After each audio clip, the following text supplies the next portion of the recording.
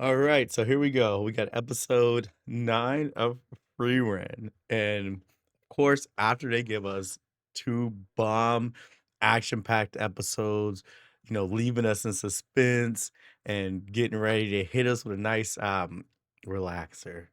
Good old Frieren pacing is what I really do enjoy about this anime.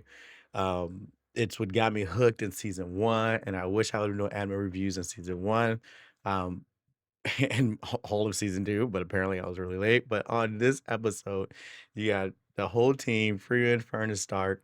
They're continuing their journey, and they come to this village. And of course, the villager asks, could you clear out some dragons for us? And then you got Freered, do her little smirk that she does. And it's like, oh yeah, we got a seasoned vet dragon slayer over here. Stark's like, yo, I've killed one dragon and you made me do it because I thought I was gonna have backup. But so that's where they are on this episode, and they're on their way, and it's really cool the little details they do in this anime, and this is why a lot of people really love it. Because as they're walking and they're looking for this dragon's nest, you can see it's just literally just on free run like with a spell as they're walking, like a uh I forget what they're called. I can't believe I forget what they're called. Like a compass leading to north or to the dragon's den. And what it's showing is as she's walking, it's showing them going through the different variations of the environment and things like that. There's even one little clip for like 1.2 seconds where it shows Fern uh levitating or flying with Stark and just carrying him is really cool.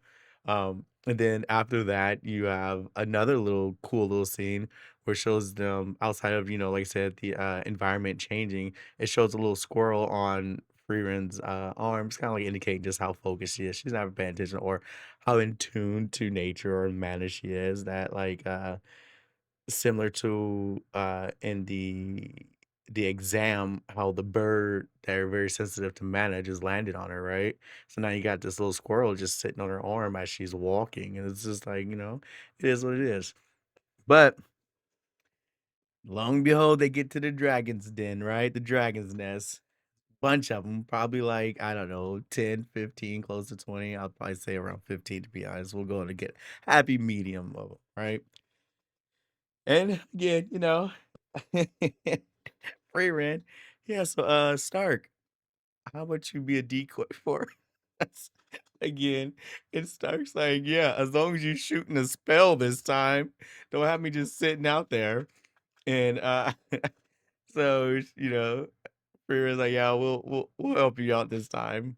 And then this is the action I would get for a scene, which is really cool.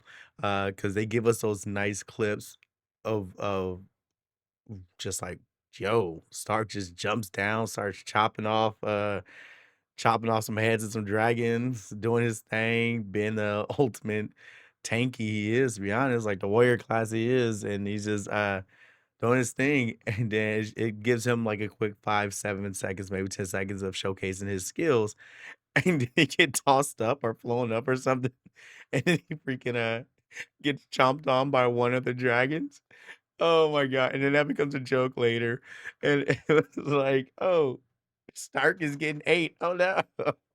But then another dragon's coming and it starts shooting them, and, you got Sniper Fern and Sniper Freeman taking lessons from her student.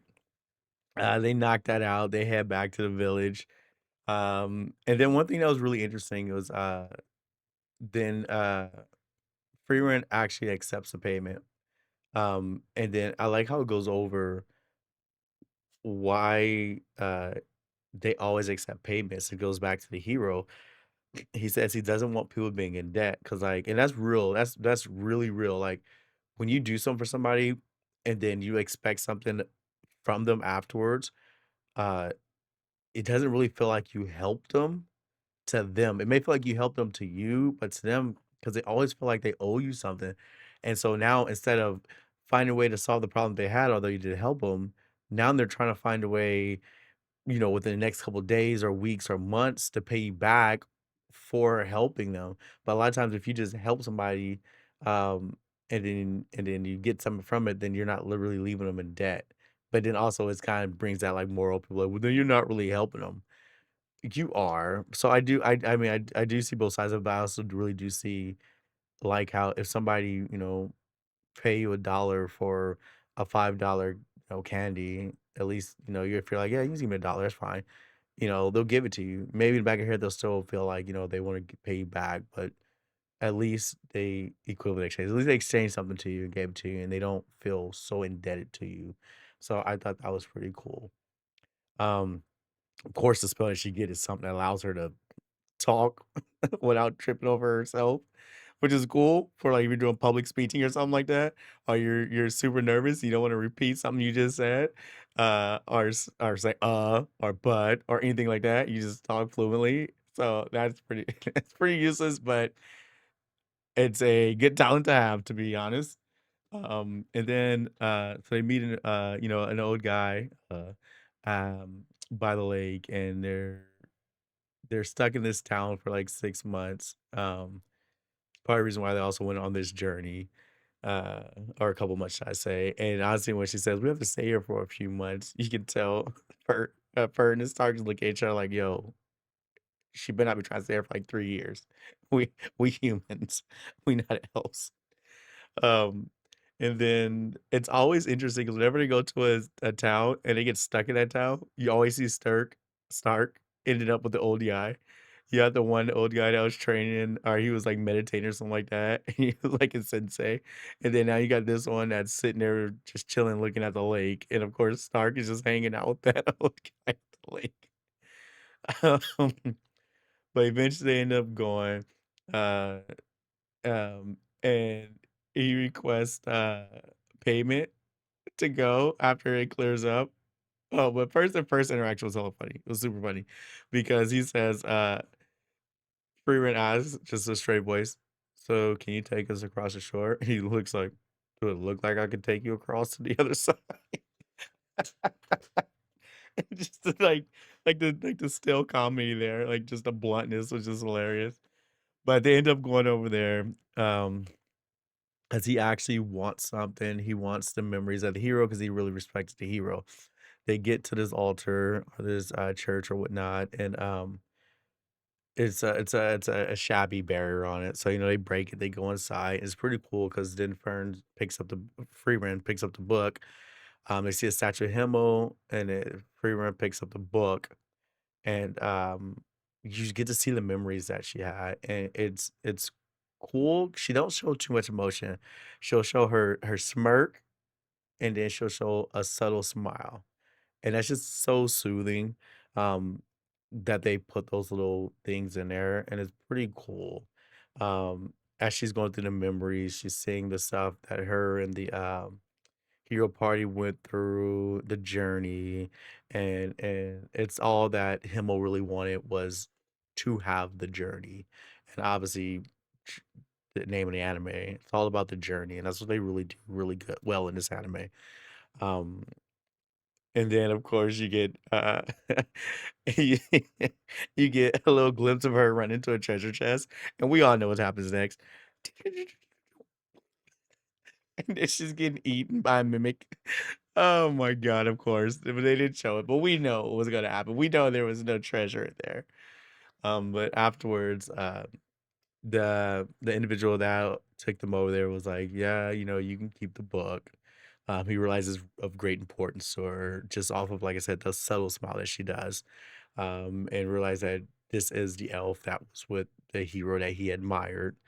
And that was just pretty cool. And she actually even asked Stark and Fern, "Could you tell?" And Fern's like, "Yeah." And it's the second time actually in this episode where, third time I'll say, where Stark and Fern is actually like on point with each other, because the first one was about staying long enough. No, actually, I think yeah, the first one was about staying too long.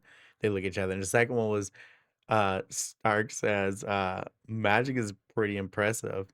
And then Freeman's like, "You can praise me more." And then Fern's like, "Don't do it too much. It'll get to her, basically, and she won't grow right or correctly or something like that." I was like, "Oh my god." Sorry. And it was like, oh my god. And it's like, what do you two think I am? Like they're it's like they're raising her instead of Freeman raising Furnace Stark. Furnace Stark is raising Freeman. But then this time is when they both I'm pretty sure Stark knows it too. I'm pretty sure Stark knows it, but Fern is the one who pointed out when she asked when Freeman asked, did I, seem happy? And Fern's like, yeah. And then of course, on the way back, we finally get the opportunity to use the spell that doesn't let you stumble over your words. And Stark's like, yeah, we're on the boat back. No monster's going to, all right, I'm going to be able to defeat any monster. And then boom, a Kraken pops up. Good old Kraken, good old Stark, just call alone the monster come and get them. It grabs Frieren, and then Frieren, I didn't realize it, but as she's getting like swirled like up and through the water, she's still talking, not stopping. So even when she says something important, she doesn't stop talking when she's underwater. And Fern is like, she's using the spell right now. And Stark says the most realistic thing outside of when Fern was like, how are you okay after getting chewed on by your head by a dragon? He's like, I don't know. But Stark says, how are y'all so calm during this? Like there's a Kraken attacking us, and y'all are both just sitting here just talking so casually. I mean, Freer was using a spell, but Fern was just her reaction to it was like, yeah, this is what I've had to deal with her for so long. But other than that, yeah, that was my recap of this episode. Like I said, it's always a beautiful episode.